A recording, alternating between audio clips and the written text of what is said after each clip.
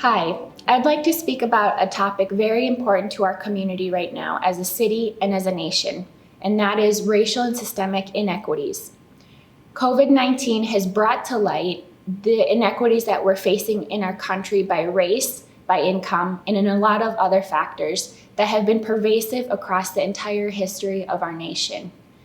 And after the death and killing of George Floyd, all of us have had strong emotions and have been a part of conversations, whether it's with our families, with our friends, or in our community about racial inequities in our country. I want to share a little bit about the work that the City of Richfield has been doing to prioritize advancing equity and to share that our City Council and our leadership has been doubling down on these efforts. One example of how we've been able to address these inequities in our city's COVID response has been through the work of the Community Development Department. When Richfield small businesses and residents told us that they were struggling to make ends meet and pay bills, we were able to respond in a few different ways.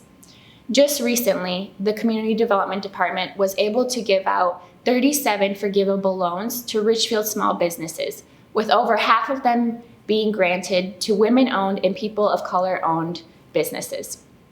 We were also able to give $70,000 to VEEP to help our residents and renters most in need help cover their rent payments. The Richfield Police Department has been on the forefront of police reform in the state of Minnesota. We have removed many barriers and have overhauled our system to make sure that we are hiring and retaining the right kind of officers with the right skill set and the right competencies and skills to keep our community safe, protected, and connected with one another. Richfield has one of the most diverse police departments in the entire state of Minnesota. And we continue to invest in our community-oriented police, where police are making connections and building relationship with our residents.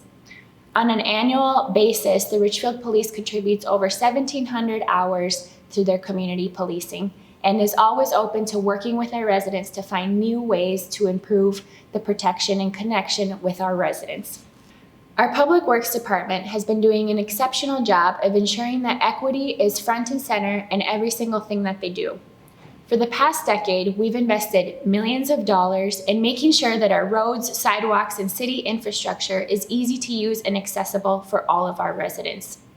Most recently, the Public Works Department added an equity component to ensure that every single project that we consider is also considering important connectivity issues as it relates to housing, health, and education.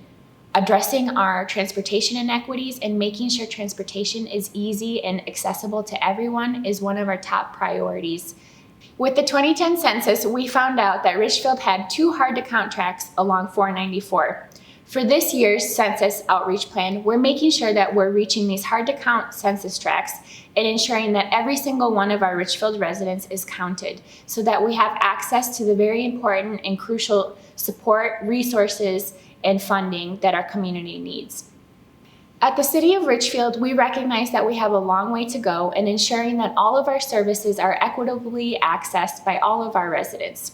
We are currently looking at our policies, processes, and procedures to make sure that we can achieve this outcome.